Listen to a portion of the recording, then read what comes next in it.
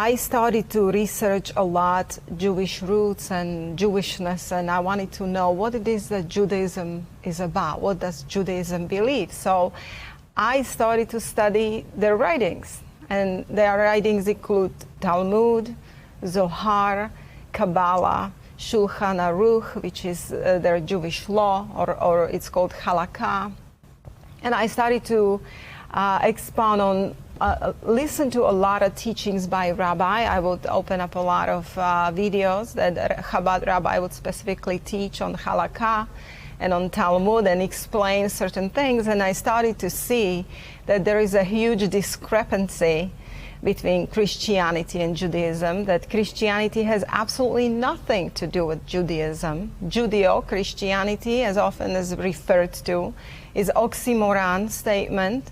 It's diametrically opposed. And I started to see that basically they actually are the enemies of Christianity. Yes. So I could not logically understand. And Judaism is not biblical, even by Old Testament standards. That's correct. God did not create Judaism.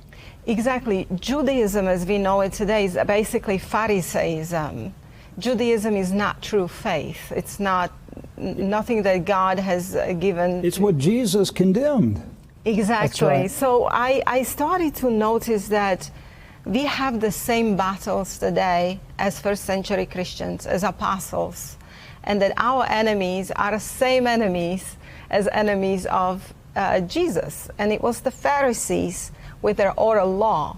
You see a lot of Christians today, especially in Zionist circles, they think that Judaism is about Old Testament, that Judaism is just the Old Testament. All they believe, the Jews, they just believe the Moses law, and they practice the law of Moses. They have 613 commandments.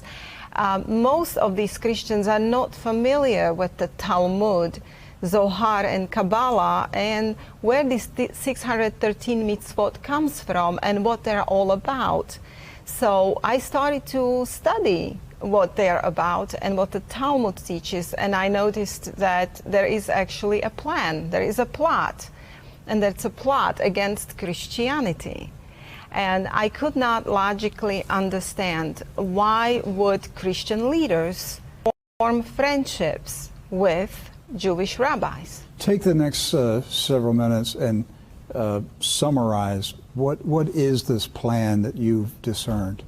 Well, at first, let me bring you one of the books here, The Secret Doctrine in Israel by Waite, W-A-I-T-E. This is a book. We can put this on the screen. Right. There it is right there. That's the book, and Secret Doctrine in Israel, A.E. Waite. And yes. I think it was written in 1909, 1905, something like that? It's yes, and what it explains is the basically secret doctrine of the Zohar, what is behind Zohar, and you have to understand that the soul of the Talmud is Zohar, and the soul of Zohar is Kabbalah, the occultism or sorcery, as I refer to it. Now, this particular book, it doesn't speak against it. It only explains what it is, what the secret doctrine is. Mm-hmm. And here in a preface, it actually speaks of the secret tradition in Israel, together with some account of the manner in which it influenced Christian scholarship in Europe during 16th, 17th, and 18th centuries. It seems like this is plot that is not new. This has been pre-planned long time ago. They've been infiltrating Christian churches and universities and organizations for centuries. Exactly. To change the gospel. To change the gospel and completely put a virus in Christianity. I call that a virus, leaven of the Pharisees. Mm-hmm. And today's Christianity, especially here in America, has a virus. And we have to identify what the virus is. But it's basically the same problem as Apostle Paul has. It's a Judaizing of Christianity, but they also brought in occultic practices. But anyway, as far as I was studying this, I came to a really shocking information And here on this page, I highlighted it.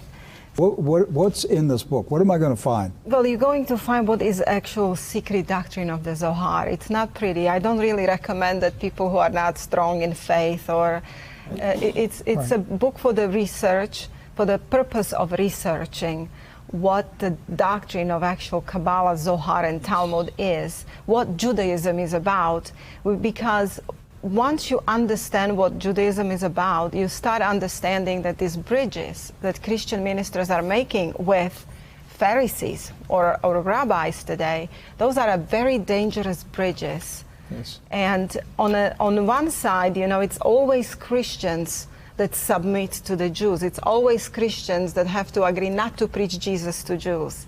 You see, the Jews, they don't compromise. They will never compromise what they believe. But the Christians are ready to compromise. And why? Because they have wolves for teachers. Yes. Who have actually made bridges with the Pharisees, the enemy of Christ. But in this particular book, I just want to read you a little bit what got me understanding what the plot is against Christianity.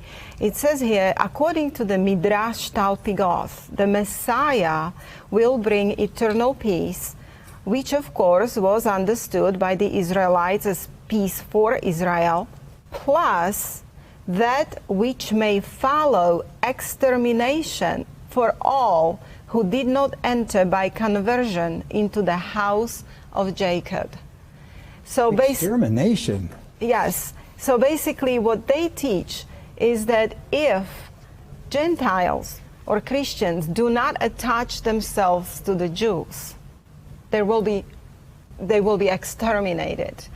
And of course, we are well known for our Noahide laws, that we brought this to a light. So then you go to Talmud and you start reading what is the plan for Gentiles. You see, Judaism is a two-tier system. Judaism puts the wall of partition back. It's the Jews and non-Jews. And according to Judaism, non-Jews are different species. They are not, they're humans, but they're not at the level of the Jews. Jews are supposedly divine. They're the light of the world. They're the chosen. They have life of Hashem inside of them. That's the way they explain life of God inside. And the Gentiles, they can never achieve it. They're different species. They're on animalistic level. And the only way for Gentiles to make it to the world to come is to attach themselves to the Jews. And how do they do that? Well, through the Noahide laws, 7 Noahide laws. What percentage of Jews in the world believe that trash? Well, in the Zohar, Talmud, and Kabbalah, the entire thing is separation of people to Israelitic and non-Israelitic, according to the book called Jewish Utopia. Now, they are building their own kingdom. It's the Jewish earthly kingdom with headquarters in Jerusalem, where their AI Messiah will be, and they're going to rule the world through the law. It will be international. One law, one religion, basically, Luciferian religion. So yes, in a Talmud, this is the Jewish earthly kingdom, and this is why the Zionist Christianity have embraced Chiliasm. They have embraced, or Chiliasm, I don't know how you would say. Chiliasm, which means 1,000. 1,000. Where they get the 1,000-year millennial reign. Exactly, which is a focus on earthly millennial kingdom. And this is how Jews and Christians are getting together, and Christians are so deceived, thinking that they're working for the good thing, for the Jews, like they're helping the Jews. The Jews are supposed to get this kingdom. Yet this is Zoharic doctrine, and it does not have good intention. As I said, that they want to rule the world, they want to get Gentile riches, and they want to rule the Gentiles. They don't consider Gentiles fully human beings. And in fact, as an end game, they have this strange doctrine, Adam Kadmon doctrine, which Adam Kadmon originally was, according to Zohar and Talmud, he was androgynous. Adam, like he wasn't male, or he was male, female in one body. And this is why you see this transgender agenda today, and there are laws, very serious laws, passing in Alberta, Canada. Is Zionism behind the transgender movement? You know, I don't think that, personally, I don't think Zionist Christians are aware of this. They're not aware of many details of what But is is Zionism? But I think that, yes. Does the transgender movement get its origin in Zionism? Yes, it gets its origin in Zionism, and it gets its origin in the Talmud, Zohar, and Kabbalah. It's a Kabbalistic doctrine of Adam Kadmon, which is eventually they have this doctrine called Tikkun Olam, repairing the world. Yes. So how do they want to repair the world? They want to bring it to the original. Who was original Adam? He was androgynous. So now they're putting specific things in food and drink, and they're basically their end game is to make humans that on Earth that will survive whatever it is they're bringing androgynous. The transgender agenda.